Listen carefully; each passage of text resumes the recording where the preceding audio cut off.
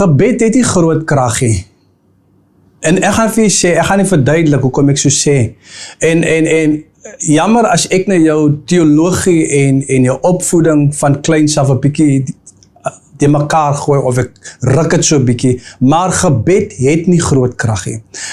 Hoekom is daar sekere plekke, dorpe, stede, wat verander, daar kom verandering, en in sekere plekke en dorpe en stede kom aan die verandering. Hoekom is dit die geval? Jy sien, dink gou daaraan, as gebed groot krag het, het beteken mense wat verander, het beteken die wêreld verander, gemeenskappe verander, maar hoekom is dit nie so nie? Kyk gou in jou eie lewe, of in jou eie gemeenskap, hoekom, ek bly in 'n gemeenskap waar daar is 'n klomp kerke, ons is 'n klomp gelowiges, maar dit lyk net nie of dinge verander nie. En ek wil vandag praat oor hierdie ding, dit pla my. Dis iets wat die Here op my hart lê. Ons praat oor die gebedsparadoks. En ons weet nou ook al dat gebed gaan meer oor jou en my as wat dit oor God gaan. En ek gaan u wys ook vandag, as jy saam met my kan blaai, na Jakobus hoofstuk 5. Ons is op Encounters, elke donderdag om 9, hier op Kruiskyk TV, en ons is passievol oor die woord. Ons wil God se suiwer woord saam met u deel. Nou, hoor wat sê die woord in Jakobus 5 vers 16, en as 'n gedeelte wat ek wil op fokus. Bely mekaar julle misdade en bid vir mekaar, sodat julle gesond kan word. Die vurige gebed van regverdige het groot krag. Ek het opgegroei in 'n era waar gesê was, en ek praat nou van nie waar ek nou is in ouderdom, maar toe ek baie jonger was, dat gebed verander sake. Gebed het krag. En dan sien ek, okay, sommige mense noem het, en vir sommige mense gebeur het. Maar ek het gaan dink, en ek het gaan wonder, maar hoekom gebeur dit dan nie op 'n konstante wyse nie? Want gebed het nie krag nie. Die vurige gebed van 'n regverdige het groot krag. Jy sien die verskil.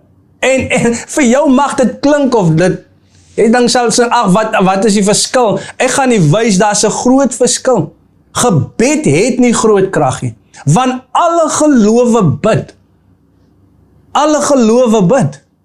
Jy sien, en as alle gelowe bid, dan beteken dit, alle gelowiges se gebed het krag. Kom ons gaan kyk. Ek wil hê saam met my blaai. Voor ons daartoe gaan, nou wil ek hierdie ding uitsonder. Jakobus skryf, hy sê, die vurige gebed van 'n regverdige. The fervent prayer of the righteous. Who is righteous? Wie is regverdig? Kom ons gaan kyk in Romeine 3. En Here, help my vandag, Here, want nou, ons is letterlik, as dit soos 'n teaching vandag. En kom ons lees gou, kom ek kry gewoon die skrif, Romeine 3 vers, kom ons lees vanaf vers 10. Soos geskryf is, daar is niemand regverdig nie, selfs nie een nie. En baie van ons hak vas hier, hoor, niemand regverdig nie, selfs nie een nie. Daar is niemand wat verstandig is nie, daar is niemand wat God soek nie. Hulle het almal afgewyk, saam met hulle ontaard. Daar is niemand wat goed doen nie, daar is selfs nie een nie. Hulle keel is 'n oopgraf, met hulle tonge pleeg hulle bedrog. Die gif van adders is onder hulle lippe. Hulle mond is vol vervloeking en bitterheid. Haastig is hulle voete om bloed te vergiet. Verwoesting en ellende is in hulle paaie. En die weg van vrede ken hulle nie. Daar is geen vrees van God voor hulle oë nie. Luister vers 19. Nou weet ons dat alles wat die wet sê, hy dit sê vir die wat onder die wet is, sodat elke mond gestop en die hele wêreld voor God doemwaardig kan wees, aangesien uit die werke van die wet geen vlees vir hom geregverdig sal word nie, want deur die wet is die kennis van sonde. Daar het ons het. Vers 19 sê, nou weet ons dat alles wat die wet sê, hy dit sê vir die wat onder die wet is. Baie sal sê, daar is niemand regverdig nie, selfs nie een nie. Maar dit word gesê vir die mens wat onder die wet is. Jy verstaan? Nou kom ons gaan verder. Vers 21. Maar nou is die geregtigheid van God geopenbaar, sonder die wet, terwyl die wet en die profete daarvan getuig. Die geregtigheid naamlik van God deur die geloof in Jesus Christus, vir almal en oor almal wat glo, want daar is geen onderskeid nie. Baie belangrik, dat ons moet verstaan, dat die geloof in Christus Jesus, maak ons regverdig. Ek wil regtig saam met die sit hierso, want ons kry die goed verkeerd. Kom ons gaan aan, want almal het gesondig, en dit ontbreek hulle aan die heerlikheid van God. Nou gaan baie mense die skrif ook daar vasstaan, maar ons gaan later weer daaroor praat, nie in hierdie uitsending nie. Vers 24, en hulle, wie is hulle? Hulle almal wat gesondig het, word deur sy genade, sonder verdienste, geregverdig, deur die verlossing wat in Christus Jesus is. Met ander woorde, daar is regverdiges, nie uitwerke nie, nie deur die wet nie. As ons praat van die werke, dan praat ons, ek het iets gedoen om regverdig te wees. Geen mens kan ooit iets doen om te boast nie. Ek sal nooit kan iets doen om regverdigheid te behaal en daarin kan roem nie, want dit is onmoontlik.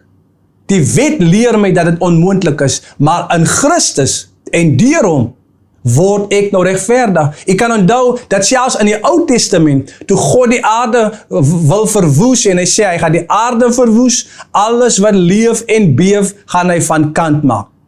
En die Here vind 'n man, Noag. En die woord sê, dat Noag het guns in die oë van God gevind, maar hoor die beskrywing van Noag. Noag was 'n regverdige man. Hy was vroom. Nou, hoe kry jy 'n man onder die wet wat regverdig was? Al manier, en die enigste manier, is geloof in God. Abraham, hy het God geglo, en dit is hom toegereken tot geregtigheid. Met ander woorde, Abraham het nou 'n regverdige geword. Jy verstaan wat ek sê, familie. Met ander woorde, en ons moet net hierdie reg kry. En nou gaan jy sien, wanneer ons hier begin, dis eintlik hoe ons in ons gebedslewe, in ons gebedstye gaan bid met begrip. Ons gaan nie sukkel nie. Ons gaan nie perform nie. Ek gaan nie die dak afskree nie. Ek gaan nie bid dat almal hoor nie. Ek gaan nie bid asof ek hysteries raak nie. Ek gaan nie bid asof ek nou iets oorkom en ek word met angs oorval nie. En natuurlik is daar tye wat jy so oorweldig word deur die gees van God, maar ek praat nie van daai tye nie. Ek praat van wanneer ons bid asof dit lyk, God hoor ons nie, en nou moet ek harder roep.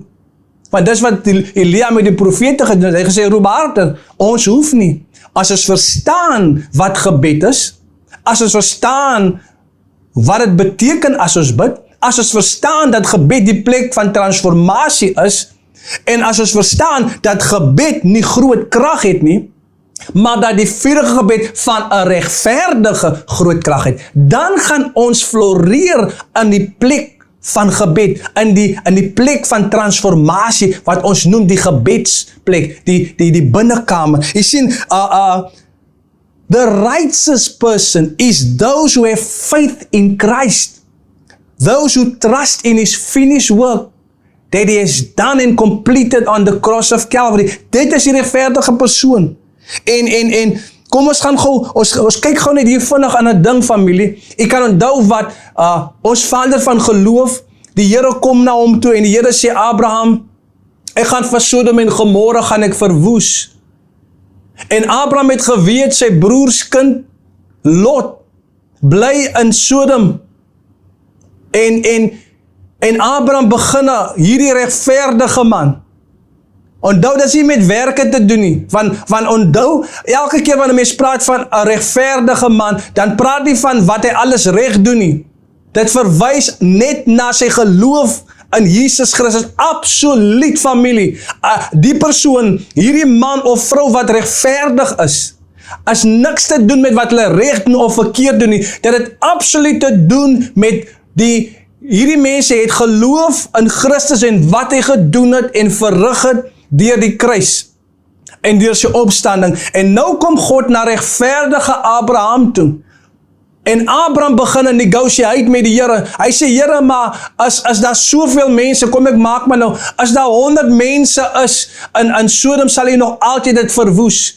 En die Here sê nee. Hy sê, okay Here, maar as daar 50 is. En so het Abraham met die Here genegotiate.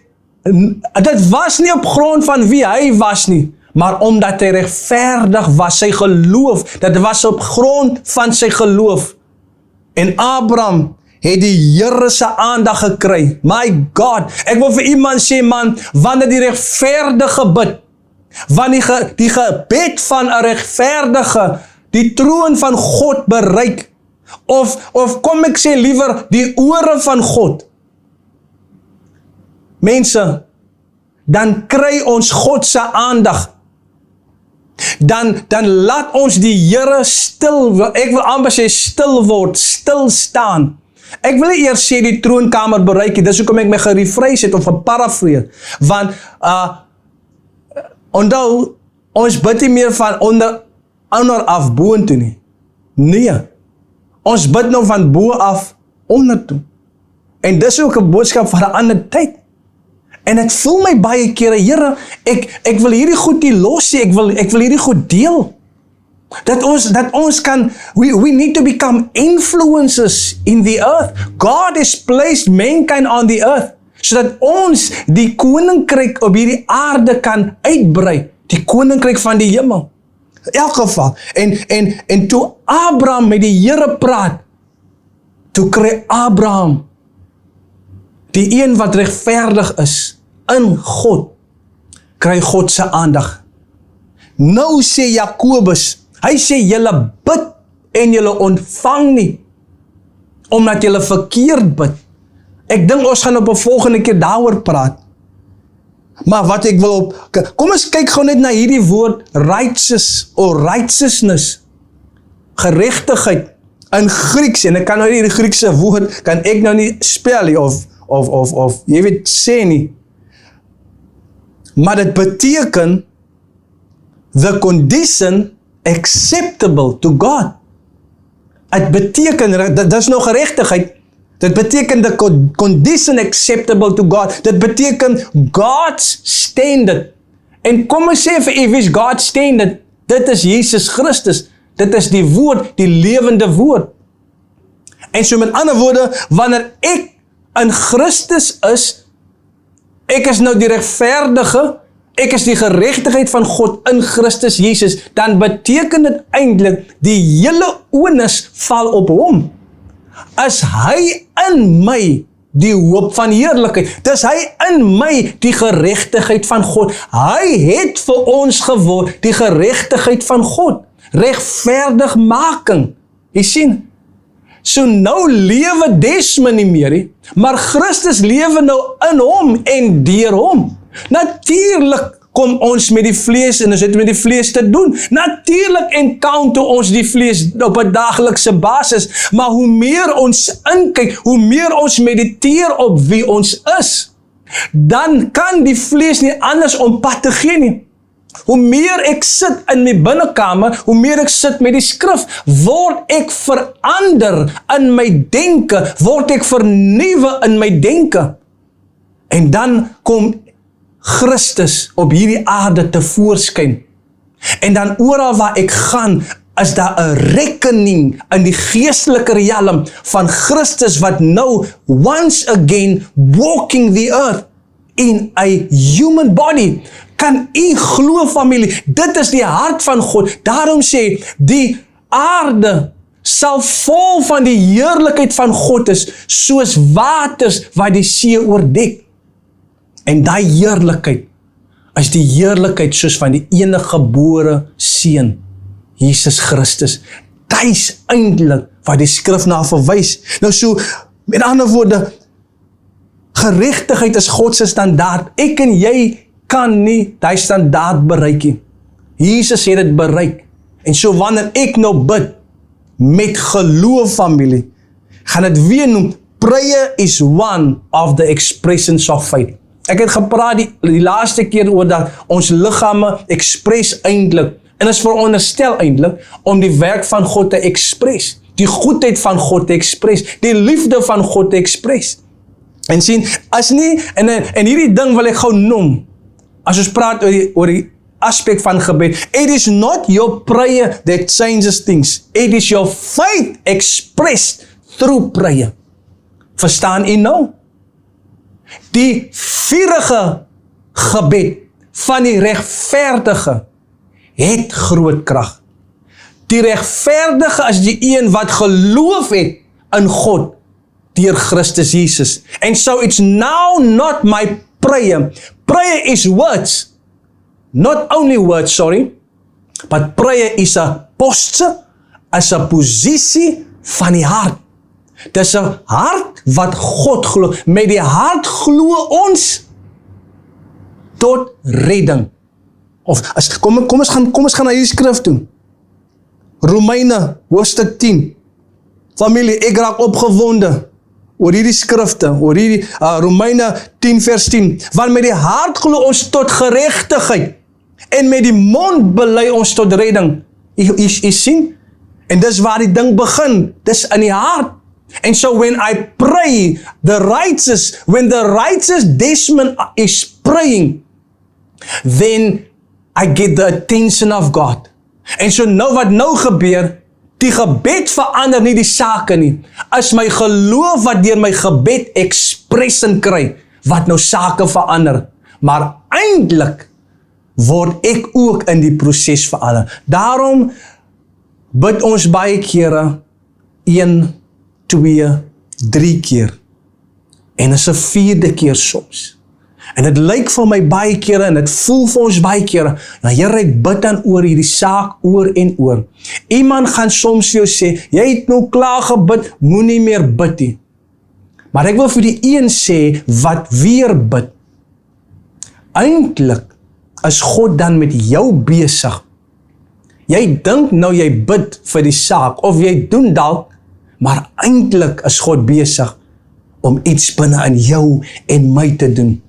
Totdat ons by die plek kom, dat is net geloof wat nou saak maak. Ja, ek kan gaan en ek kan bid, maar as soms weet jy wat, as dit is oor die gebed wat dit gaan nie, dan gaan dit oor my geloof. It all boils down to faith. Die gebed help my eintlik net om expression te gee. Wanneer ek voor God kom en ek sê, en ek bid, ons weet mos nou, ons bid nie net vir dinge nie. Gebed praat net van, ons spreek net van, jy vra heel dit by die Here nie. Gebed gaan oor dank. Gebed gaan oor prys. Gebed gaan oor eer aan God te bring. Here, ek dank U, that's part of prayer. Maar wanneer ek kom dank, doen ek dit in geloof. Wanneer ek kom eer, doen ek dit in geloof. Want ek sien hom mos nou nie. Hy is die onsienlike. But I believe that He exists. And those who believe that He exists must come with faith. And God is a rewarder of that faith. Ons wat die skrif in Hebreërs praat, those who seek Him diligently must believe that He is, and that He is a rewarder. Hy is 'n beloner van geloof. Maak nie saak of jy 'n Jood is nie, dit maak nie saak of jy 'n Griek is nie, dit maak nie saak of jy 'n Xhosa is nie, dit maak nie saak of jy wat se nasie is nie. Niemand word uitgesluit nie. Elke een wat glo, alles is moontlik vir die een wat kan glo. Die een wat kan glo. Daar's geen uitsondering nie. En die Here maak dit duidelik. Faith is no respecter of a person. En ek wil vandag vir jou sê, meneer of mevrou, kyk vandag weg van jou tydelike, kyk weg van jou voorkoms, kyk weg van jou agtergrond, kyk weg van jou groot maaktye en al hierdie dinge wat baie keer in die pad staan en het voel, die Here, ons kan baie keer redeneer, die Here luister net na hierdie mense en daai mense. It is not about that. Het gaan nie oor wat jou kleur en wat jou taal en wat se ras jy is nie. Dit gaan oor geloof in 'n God wat die almagtig is, die skepper van die hemel en aarde, en jy glo dat hy sy seun gestuur as redder van hierdie wêreld. So pray family. The righteous prayer prevaileth much. As 'n skrif wat sê het 'n groot effek. En jy sien, ek wil gou miskien net hierdie skrif Filippense 3 en ek sluit af met dit, vers 9. Hoor wat sê hy. Dit is nou Paulus wat die skryf.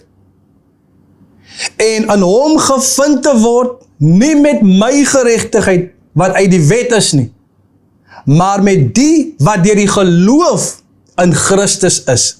Die geregtigheid wat uit God is deur die geloof.